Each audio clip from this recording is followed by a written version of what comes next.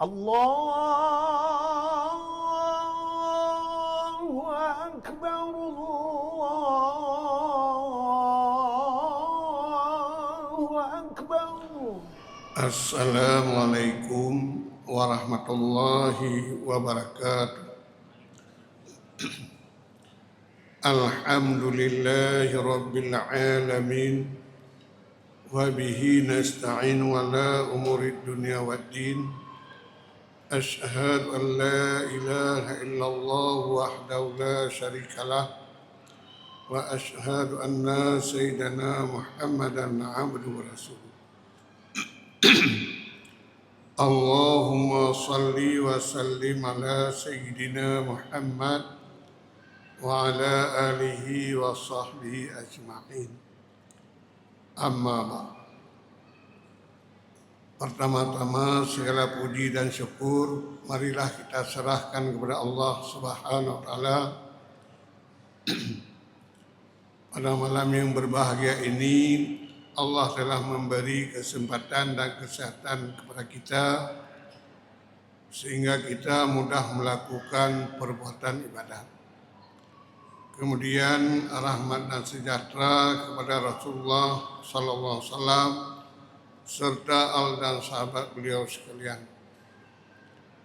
Yang saya hormati Imam Besar Masjid Raya yaitu Abu Payapasi serta dengan wakil dan seluruh pengurus Masjid Raya Baitur Rahman. Kemudian yang saya hormati kepada seluruh pendengar kaum muslimin dan muslimat baik yang ada dalam masjid maupun pendengar radio Baitur Rahman. Pada malam yang berbahagia ini pengajian kita tentang sunat wudu. Yang telah lalu saya sudah kupaskan masalah fardu wudu ataupun rukun wudu yang 6 perkara. Pada malam yang berbahagia ini marilah kita mendengar apa-apa yang disunatkan dalam mengambil air sembahyang. Sebelum saya uraikan, saya baca kitab dulu supaya kaum muslimin waktu mendengarnya pas. Bismillahirrahmanirrahim.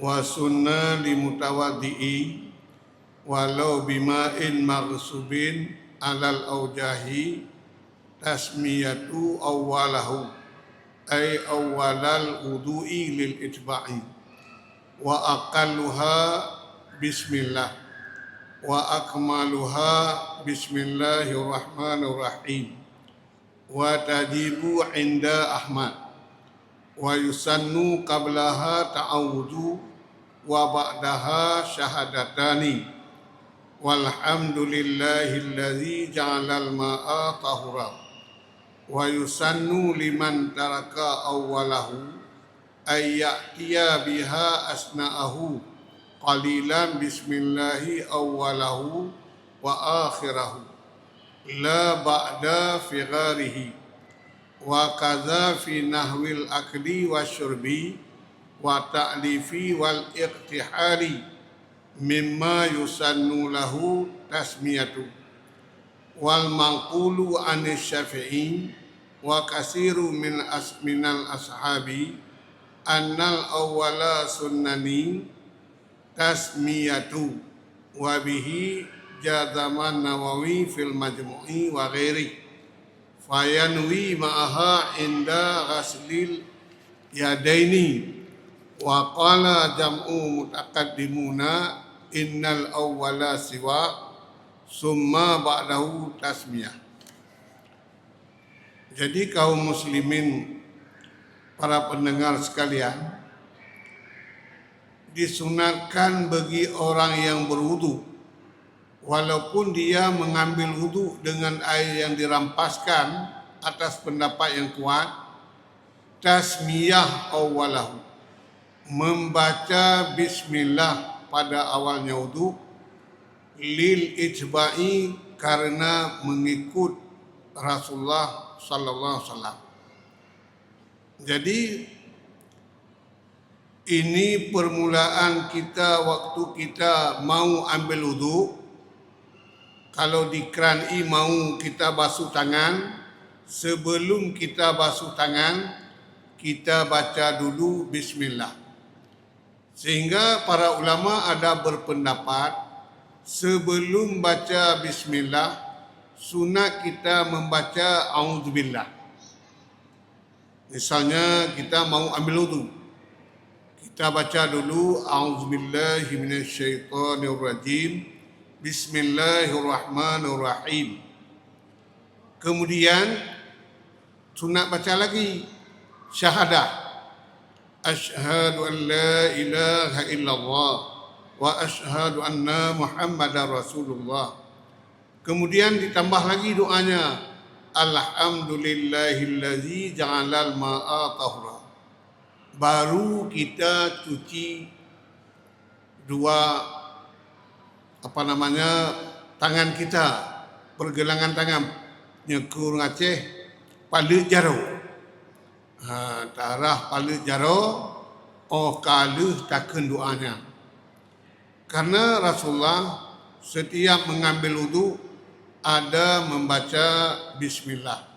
Sehingga di sini ada hadis yang diriwayat oleh Imam Nasa'i daripada Anas, qala talaba ashabun Nabi sallallahu alaihi wasallam wudu'a falam yajidu faqala sallallahu alaihi wasallam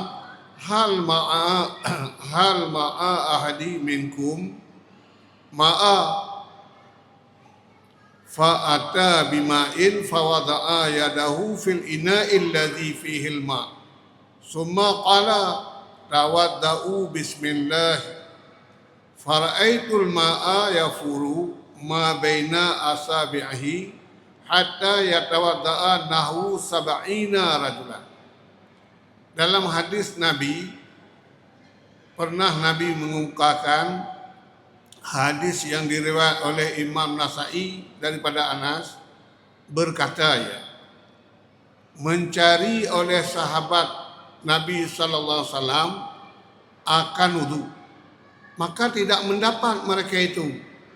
Maka berkata Rasulullah sallallahu alaihi wasallam, hal ma'a ahadi minkum, adakah beserta salah seorang daripada kamu ma'a air? Maka mendatang ia seseorang dengan air, maka meletak tangan Rasulullah dalam bejana air, yang dalam bejana tersebut ada air. Kemudian berkata Rasulullah, tawadda'u bismillah, berwudu olehmu dengan membaca bismillah. Kata Anas, maka aku lihat akan air yang terpancar ianya air daripada segala anak jari tangan Rasulullah, sehingga berwudu oleh seumpama 70 orang laki-laki. Jadi waktu itu memang waktu sahabat mencari air tidak ada air. Ada seorang sahabat sedikit. Lalu dengan mukjizat Rasulullah masukkan tangan ke dalam air sedikit, sehingga waktu keluar tangan, semua air di celah-celah jari Rasulullah keluar seperti keran. Lalu para sahabat mau mengambil wuduk. Tak kala mau mengambil wuduk, Rasulullah perintah baca bismillah. Ini buktinya sebelum kita mengambil wuduk, jangan lupa kita membaca bismillah. Bismillah ada yang kurang, ada yang lebih sempurna. Kalau kita baca yang kurang, bismillah. Kalau kita baca yang sempurna, bismillahirrahmanirrahim. Ini sangat baik.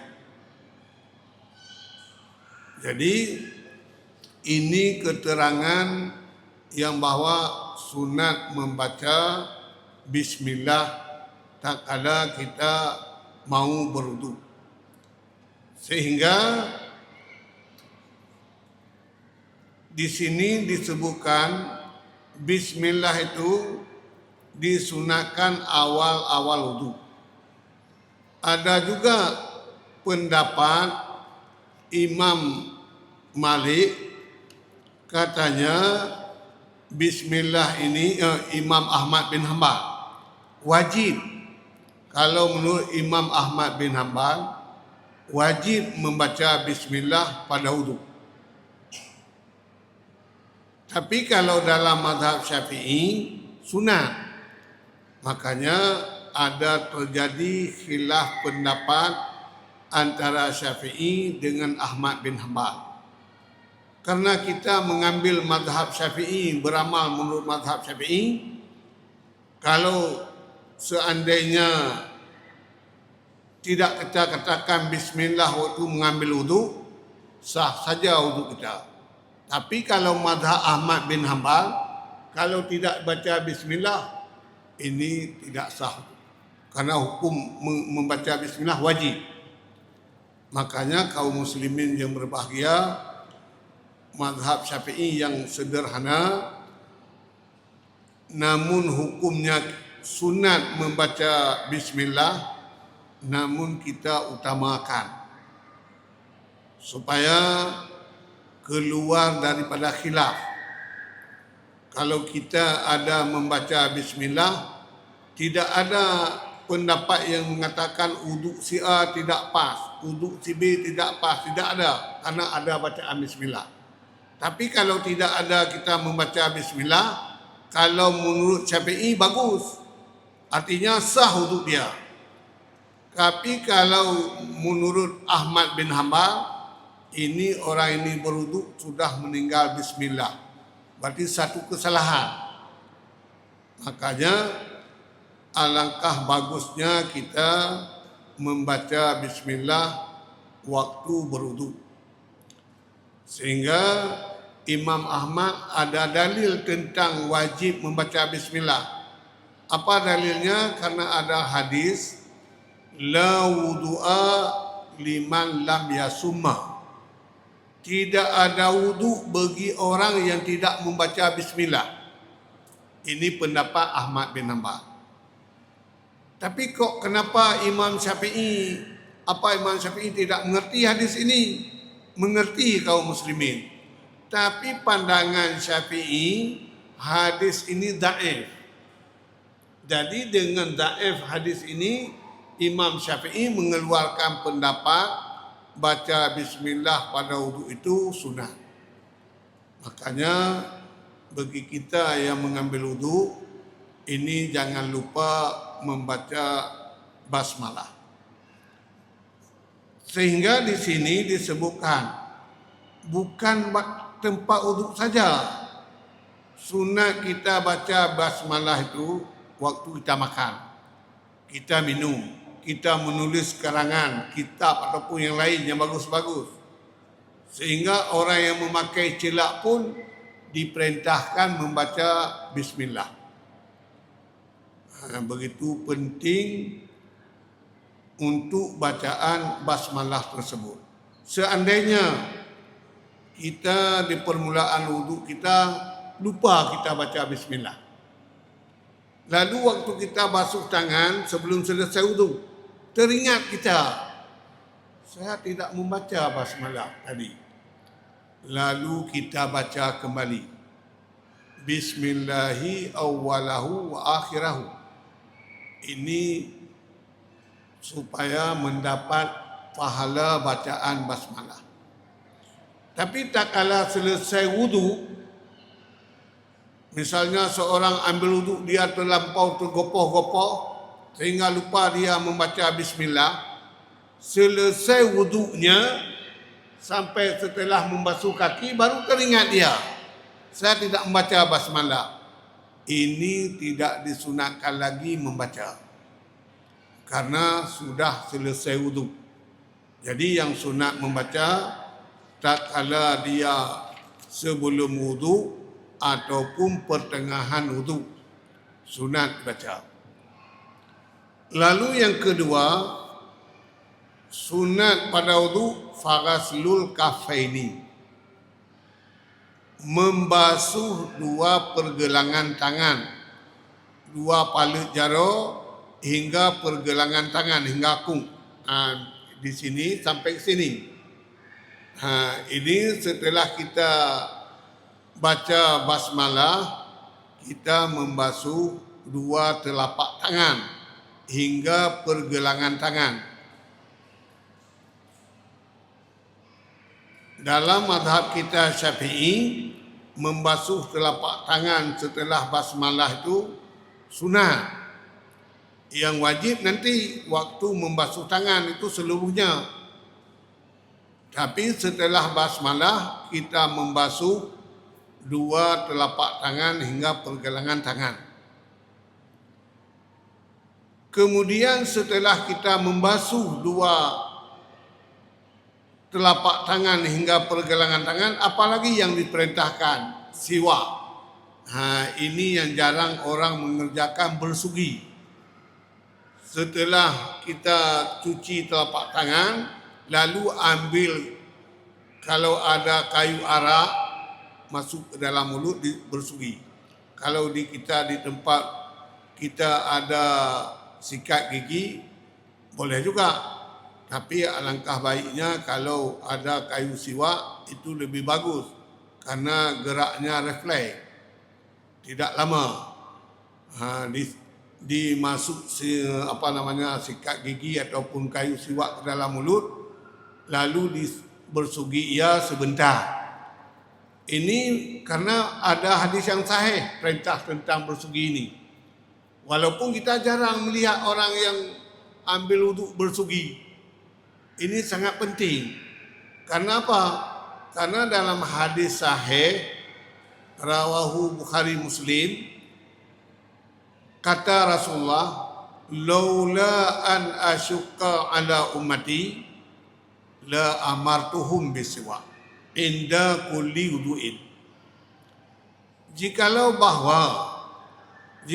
tiada bahwa sukar di atas umatku, sungguh aku perintahkan mereka itu dengan bersugi inda kulli wudu'in, pada ketika tiap-tiap mengambil wudu. Artinya apa? Perintah yang wajib kalau tidak ada sukar.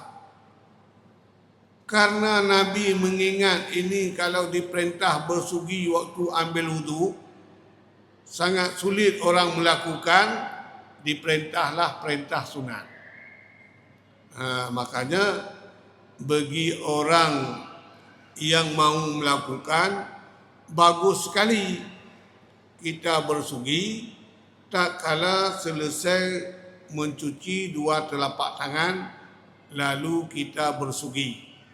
Ini berdasarkan hadis yang sahih. Karena Rasulullah kalau tidak suka, tentu memerintah dengan perintah yang wajib. Karena ada kesukaran, maka di sini, di takwilah di sini, perintahnya amar nada, perintah sunat. Jadi bagi kita yang mau mencapai pahala yang banyak, alangkah bagusnya kita bersugi. Jangan lupa. Kemudian bersugi ini diperintah bukan tak kala berwuduk saja. Likulli salatin, bagi tiap-tiap salat. Bagi tiap-tiap salat diperintahkan bersugi.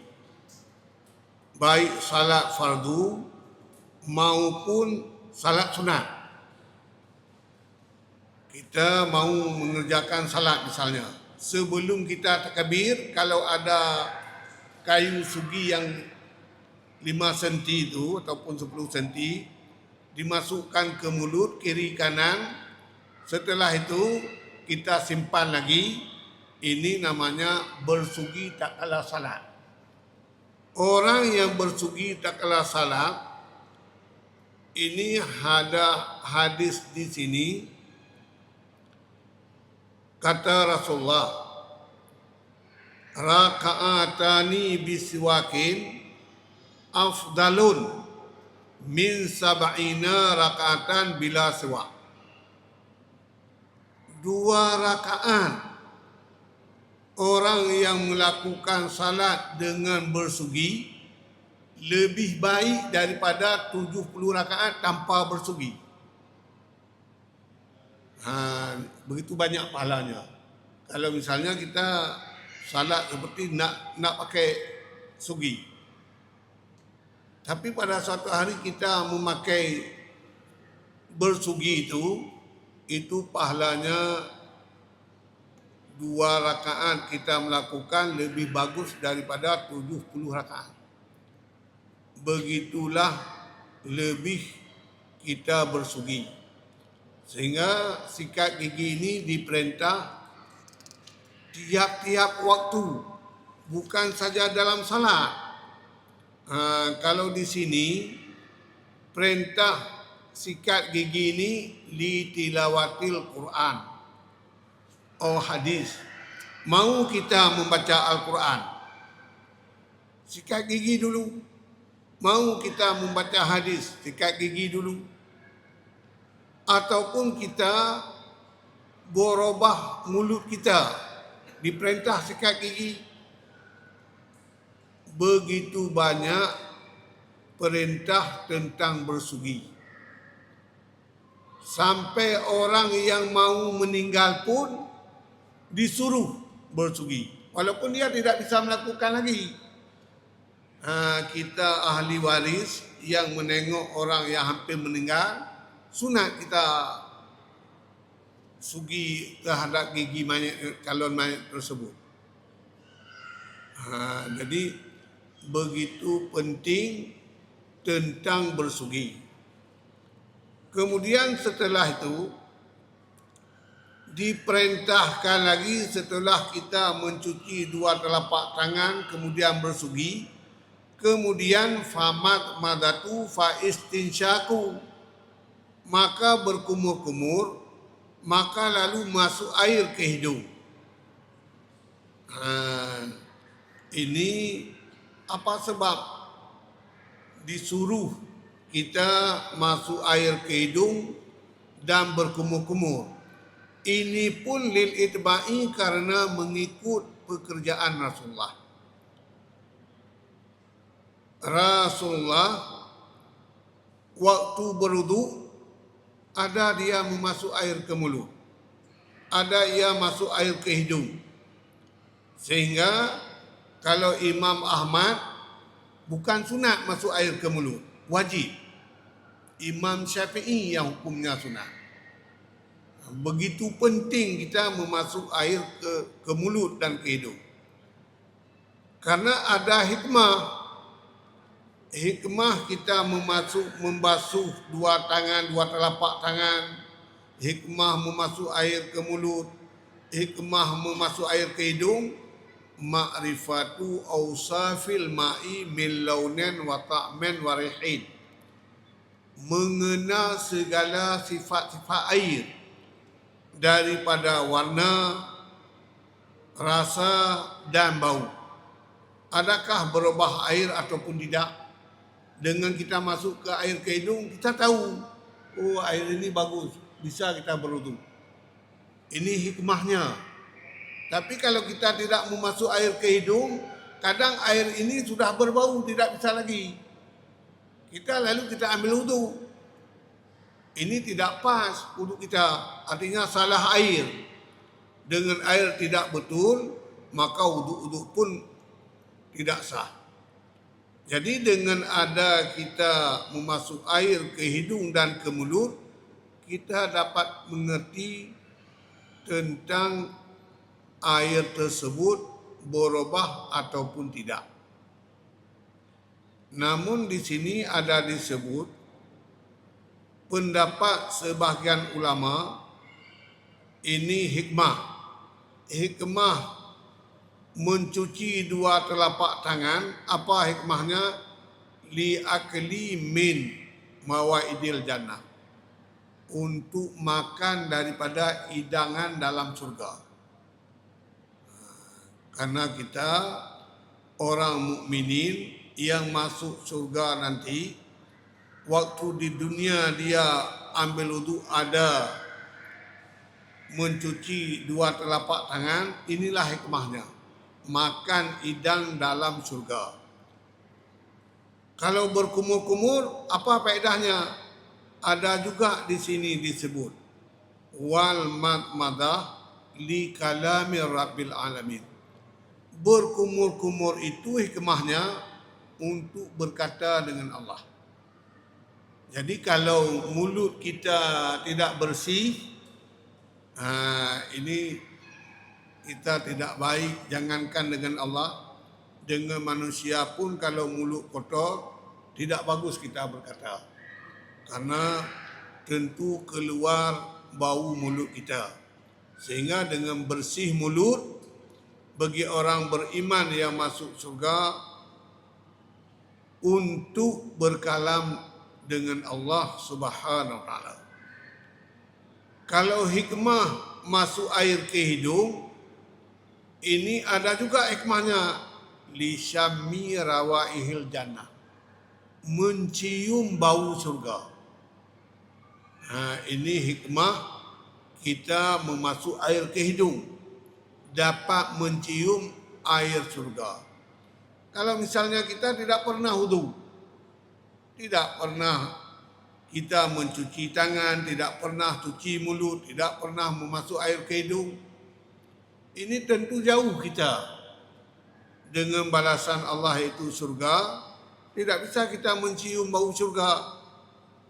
Makanya perlu kita melakukan salat dan wudu yang pas supaya dapat hikmah-hikmah yang disebutkan. Kemudian hikmah membasuh muka, linadri ila wajhillahil karim. Kita ambil wuduk, kita basuh muka. Ada hikmahnya. Hikmahnya kita untuk menilik wajah Allah yang maha mulia.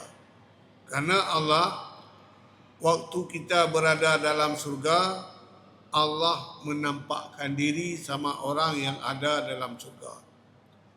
Makanya kita basuh muka di sini di dunia ini, hikmahnya adalah menilik Allah yang maha mulia. Kalau membasuh tangan, ada juga hikmahnya. Ini lilubsis sawari fil jannah, memakai gelang dalam surga. Kalau masalahnya dalam dunia ini, bagi laki-laki tidak bisa pakai gelang emas. Kalau di surga nanti tidak ada lagi batas, semuanya sudah diizinkan. Apa yang haram tidak haram lagi dalam surga. Kalau misalnya kita dalam dunia ini haram memakai emas bagi laki-laki, tapi kalau di dalam surga tidak. Ini hikmah bagi orang yang mencuci dua tangan, memakai gelang dalam surga. Dan hikmah orang yang menyapu kepala, lilubsil tajud. Kalau orang Aceh bilang memakai sengkuluk raja. Memakai sengkuluk raja yang bagi orang yang menyapu kepala. Hikmah menyapu telinga, li simai kalami rabbil alamin, mendengar kalam Allah Subhanahu wa taala. Yang hikmah membasuh telinga. Wa ghaslur rijlaini, hikmah membasuh dua kaki, limasyi fil jannah, untuk berjalan dalam surga. Jadi wudu ini punya hikmah semuanya. Dengan kita tahu hikmah ini, kita jangan meninggalkan pekerjaan-pekerjaan yang sunat tadi. Jangan nanti kita berwudu tidak memasuk air ke mulut, tidak beristinsyak memasuk air ke hidung. Makanya ini penting. Kalau ada orang bertanya, apakah air yang masuk ke mulut ataupun ke hidung, hukumnya apakah wajib kita keluarkan air? Ini kalau kita memasuk air ke mulut, yang disunatkan kita keluarkan. Tapi boleh juga kalau kita mau telan, alangkah bagusnya kita keluarkan air itu.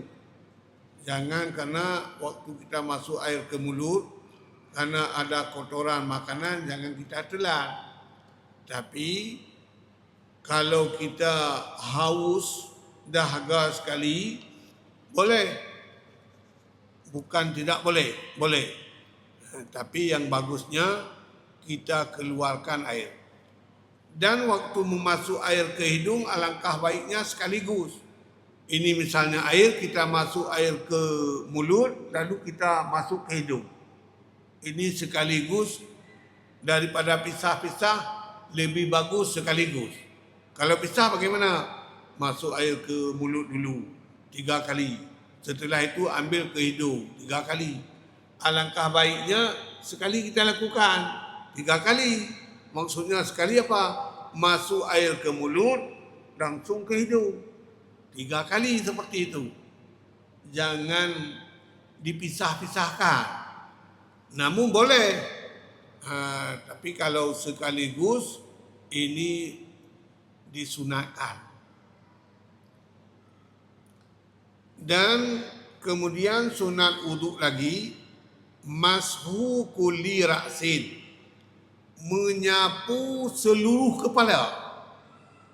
Kalau tadi yang belakang kita baca fardu wuduk, membasuh sebahagian kepala, ini wajib. Kalau kita basuh semuanya kita sapu, bukan basuh, kita sapu semuanya, ini sunat. Kalau misalnya ada orang mau berwuduk, dia tidak keluar peci dari kepala, lalu dia ambil wuduk yang di sini ditekan, lalu ke sini, dari belakang bawa lagi ke depan. Ini namanya menyapu sekalian kepala. Itu kalau menyapu sekalian kepala, kalau pendapat Imam Syafi'i ini sunnah. Tapi ada juga pendapat yang lain mengatakan wajib. Makanya Syafi'i sunat, orang lain wajib. Lalu kita melakukan, ini bagus sekali. Kita sudah keluar daripada khilaf ulama. Tidak ada orang lain yang mengatakan wuduk kita tidak betul. Karena sudah kita sapu sekaliannya. Jangan kita menyapu sebahagian. Kalau sebahagian, ini kita berpendapat kepada mazhab Imam Syafi'i. Seperti wuduk-wuduk kita ambil ini, kita sering menyapu kepala, sebahagian kepala. Tapi kalau mau menyapu seluruhnya, ini hukumnya sunat.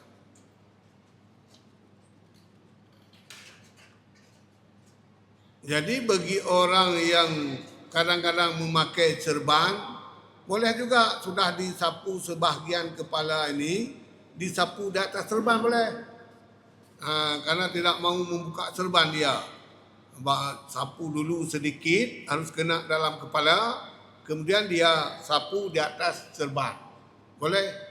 Kalau misalnya kita mau peci, tidak mau cabut.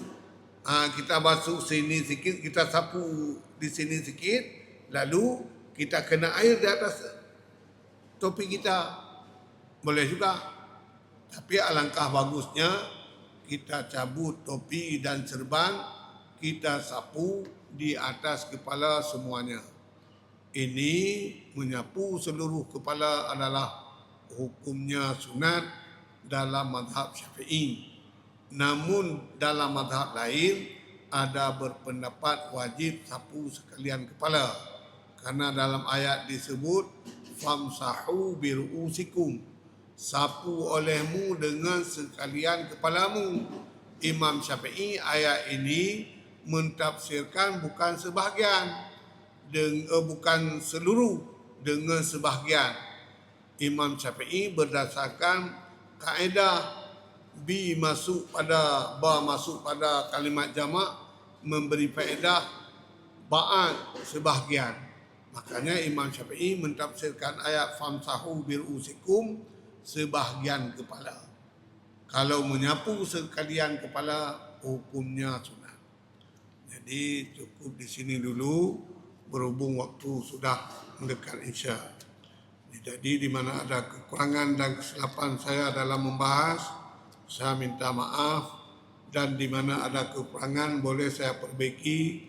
Semoga dalam pengajian kita tidak ada yang salah, karena kita mau beramal ilmu dengan betul. Karena demikianlah. Wassalamualaikum warahmatullahi wabarakatuh. يا ربنا لك الحمد كما ينبغي لجلال وجهك الكريم وعظيم سلطانك. اللهم صل على سيدنا محمد وعلى آله وصحبه أجمعين. اللهم أعنا على